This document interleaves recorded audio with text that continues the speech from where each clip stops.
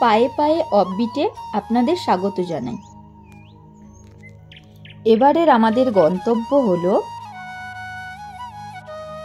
কার্শিয়াং, শিটং, তাকদা ও লামাহাটা।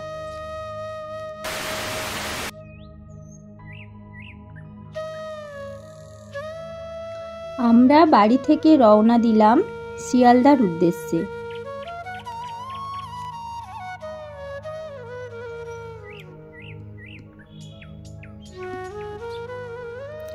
আমাদের train Kanchankanya express, যেটা শিয়ালদা থেকে রাত 8:45 ছাড়বে। আমরা টাইমের অনেকটা আগেই আসার জন্য শিয়ালদা ওয়েটিং রুমে কিছুটা সময় কাটিয়ে নিলাম। এখানে আপনি চা, কফি, কোল্ড ড্রিঙ্কস এবং বিভিন্ন স্ন্যাক্সও পেয়ে যাবেন, কিন্তু বাজেট মূল্য অনেকটাই বেশি।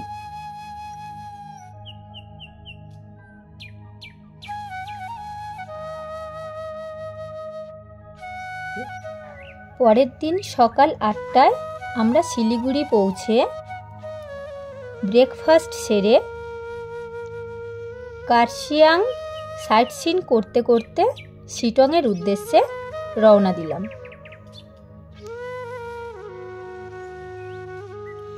কিছুটা পথ অতিক্রম করার পরই দেখা মিলল সুন্দর আঁকাবাঁকা পথের মধ্যে দিয়ে প্রকৃতির অপরূপ সৌন্দর্য।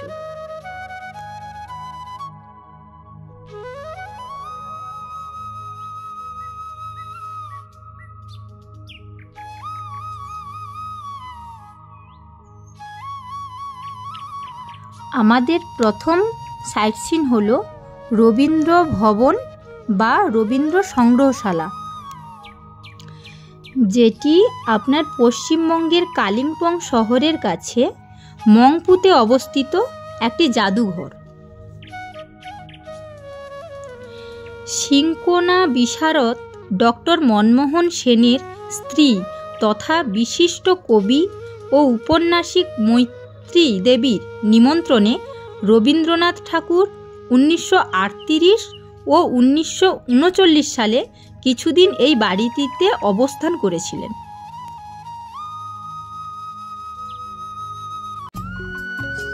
এরপর আমাদের পরবর্তী সাইট সিন যোগীঘাট। পাহাড়ের কোলে প্রিয়জনের সঙ্গে একান্তে সময় কাটানোর অন্যতম জায়গা হলো যোগীঘাট। পাখির কলতান, নদীর জলের স্রোত, চোখ জোড়ানো সবুজে মন ভরে যায় এই জায়গায়।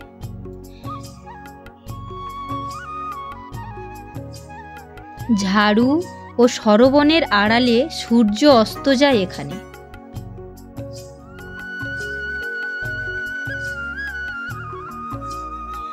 এরপর কার্শিয়াং সাইট সিন করে আমরা আপার শিটং হোমস্টে ত্রয়াক, ওখানে আমরা স্টে করছি।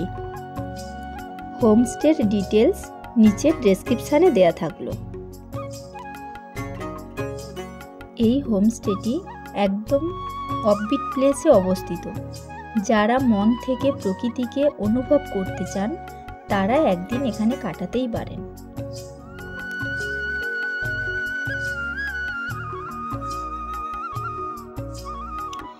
এবার আসছি হোমস্টের খরচ সংক্রান্ত বিষয়ে।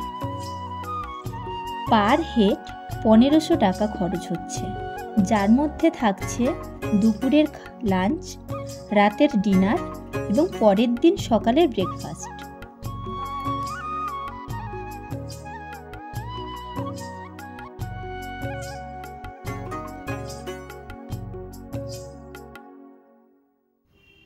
এর বাইরে আপনি যদি বারবিকিউ করতে চান তার জন্য খরচ হচ্ছে মাংসের পার কেজি 1300 টাকা।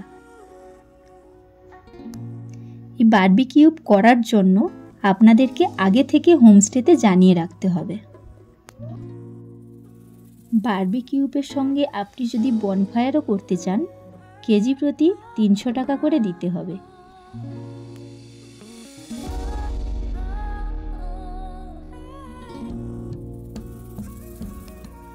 গুড মর্নিং সবাইকে।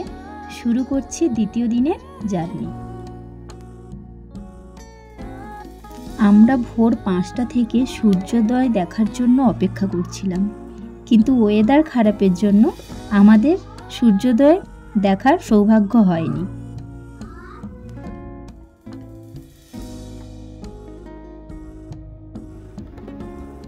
আপনাদের রাতের হোমস্টে এবং তার পাশাপাশি পরিবেশ দেখালাম। সকালের হোমস্টে এবং তার পাশাপাশি পরিবেশটা কতটা সুন্দর সেটা আপনাদের এক ঝলকে দেখিয়ে দিলাম।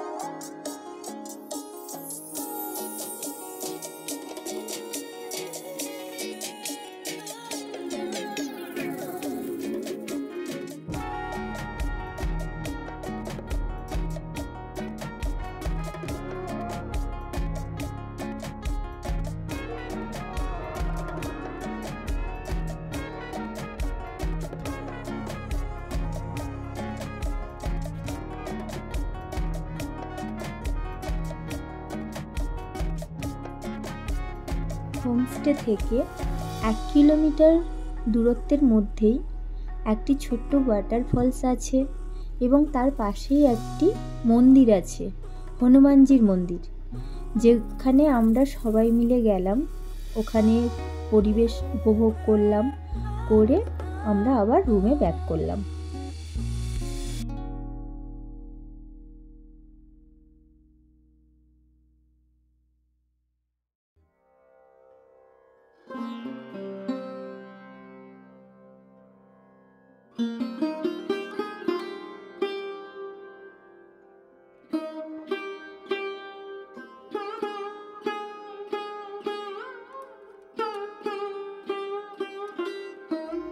সকালের না দেখতে পাওয়া সূর্যি মামা দেখা মিলল বেলা 10টার দিকে।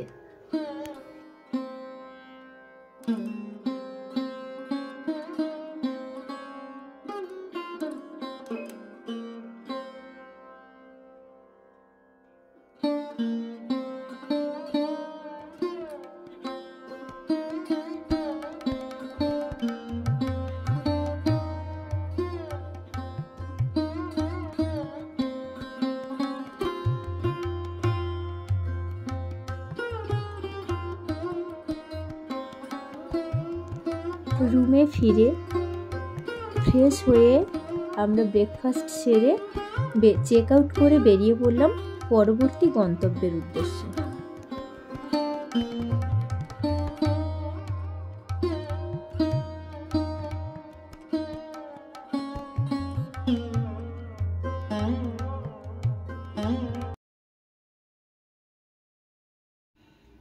আমাদের দ্বিতীয় দিনের প্রথম সাইট সিন হলো চিমনি। প্রথম বিশ্বযুদ্ধের সময় চিমেনি বা চিমনি একসময় ব্রিটিশদের আস্তানা ছিল। তারা 24 ফুট লম্বা একটি বিশাল চিমনি তৈরি করেছিল। বিশাল চিমনিটি এখন 100 বছরেরও বেশি পুরনো এবং এই গ্রামের অন্যতম প্রধান আকর্ষণ। গ্রামের নামকরণও এই বিশাল চিমনি থেকেই করা হয়েছে। কার্শিয়াং থেকে 8 কিলোমিটার দূরে এবং দার্জিলিং শহরের প্রধান শহর থেকে মাত্র কয়েক কিলোমিটার দূরে অবস্থিত চিমনি একটি মনোরম জনবসতি, সবুজ বন এবং পটভূমিতে অসাধারণ হিমালয় পর্বতমালা দ্বারা বেষ্টিত। কার্শিয়াংয়ের চিমনির ঐতিহাসিক তাৎপর্য প্রচুর। ওয়েদার পরিষ্কার থাকলে এই চিমনি থেকেই আপনি দেখতে পাবেন কাঞ্চনজঙ্ঘা।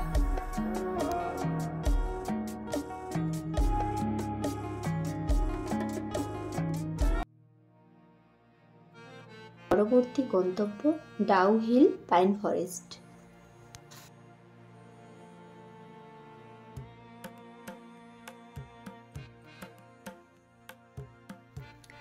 ডাউ হিল পাইন বন, যেটি কার্শিয়াং শহর থেকে মাত্র 15 মিনিটের দূরত্ব। ডাউ হিল সম্পর্কে আপনি যা শুনেছেন তা সত্যি সত্য হতে পারে। অনেক সেলফি পয়েন্ট সহ কাঞ্চনজঙ্ঘার মনোমুগ্ধকর দৃশ্য, পাইন ব্রিজ, কালিম্পং সাইট এবং আরও অনেক কিছু। বন বিভাগ দ্বারা পরিচালিত হোয়াইট অর্কিড ট্রেক। পোশাক পরুন এবং রহস্যময় ডাউহিলে আপনার শীতকালীন ছুটি উপভোগ করুন।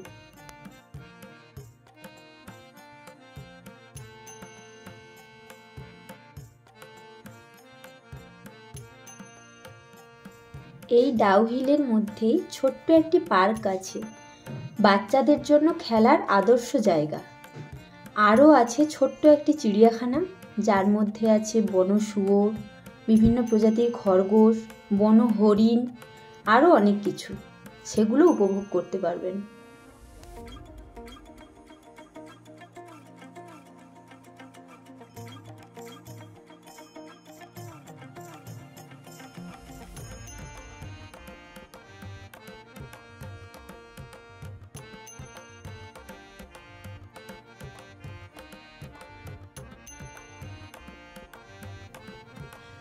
পরবর্তী গন্তব্য ডাউহিলের ফরেস্ট মিউজিয়াম।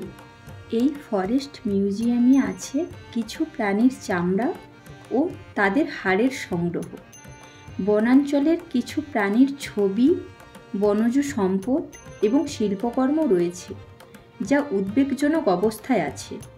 কিছু বিরল কাঠের নমুনা ইতিমধ্যে অবনতির লক্ষণ দেখাতে শুরু করেছে। এর বাইরেও রয়েছে নাম না জানা কিছু ফুলের গাছ।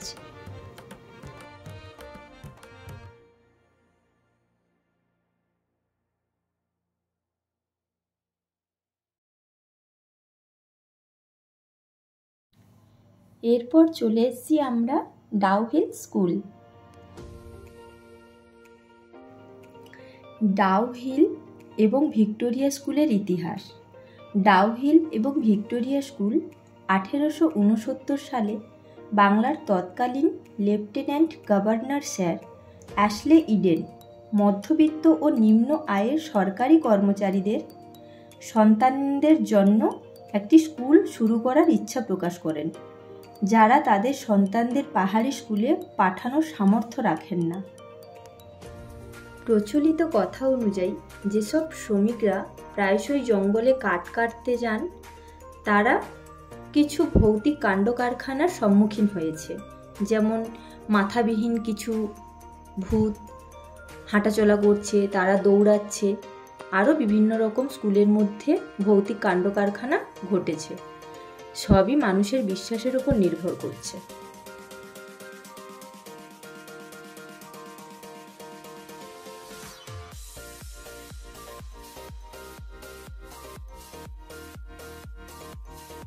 আমাদের দ্বিতীয় দিনের শেষ সাইট সিন হনুমান টক। তার উদ্দেশ্যেই রওনা দিলাম। গৌরীশঙ্কর চা বাগানের মাঝে 40 ফুট উঁচু হনুমান মূর্তিটি অবস্থিত।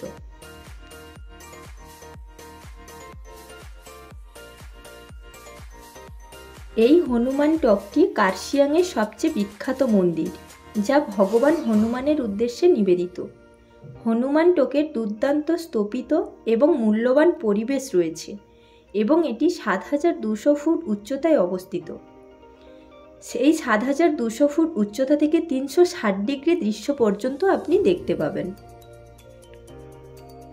যদি কেউ কিছু কেনাকাটা করতে চান, তাহলে কার্শিয়াং বাজারের মধ্যেও এসে আপনি টয় কেনাকাটা করতে পারেন এবং টয় ট্রেনের আনন্দ উপভোগ করতে পারেন। এরপর আমাদের রাতের আস্তানা টাকদা হোমস্টে। হোমস্টেতে যাওয়ার পথে কমলালেবুর বাগান চোখে পড়ল, যেখানে কিছুটা সময় আমরা কাটিয়ে নিলাম।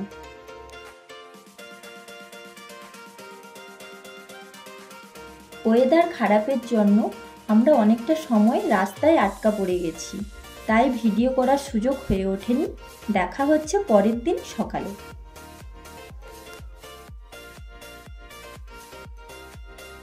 গুড মর্নিং সবাইকে। কুয়াশা ভরা সুন্দর প্রাকৃতিক পরিবেশ নিয়ে সকালটি শুরু করলাম।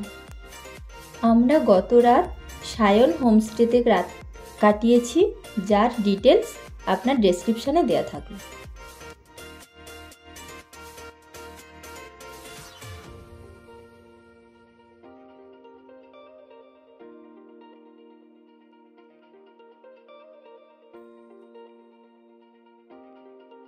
আজ আমাদের বাড়ি ফেরার পালা। ব্রেকফাস্ট সেরেই রওনা দিলাম নিউ জলপাইগুড়ির উদ্দেশ্যে। আমাদের ট্রেন তিস্তা তোরসা এক্সপ্রেস, যেটি নিউ জলপাইগুড়ি থেকে 3:45 মিনিটে ছাড়বে। ফেরার পথে আমাদের দুটো সাইট সিন পড়বে, এক হলো পেশোক চা বাগান, 2 হলো লামাহাটা ইকো পার্ক।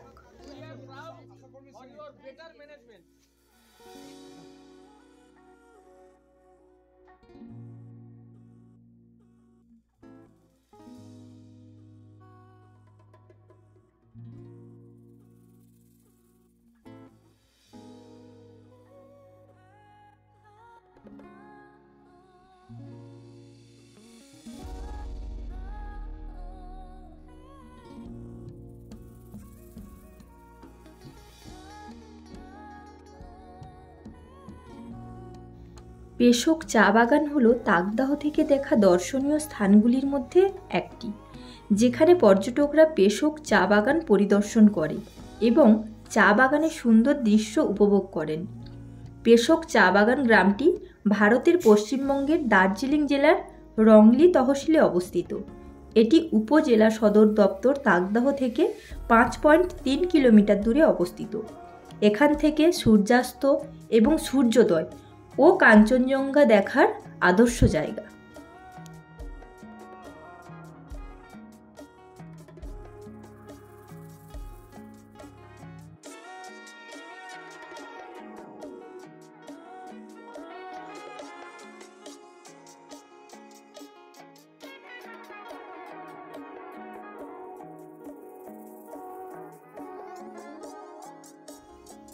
এরপর চলে এসেছি লামাহাটা ইকো পার্ক।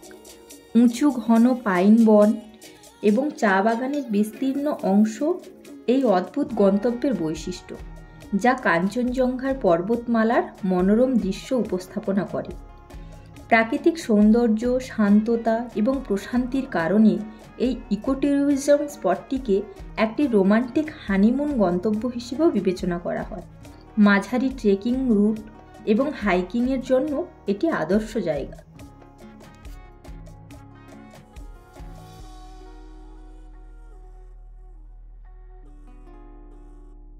ভিডিওটি কেমন লাগলো অবশ্যই কমেন্ট করে জানাবেন, সাথে লাইক, শেয়ার এবং সাবস্ক্রাইব করতে ভুলবেন না।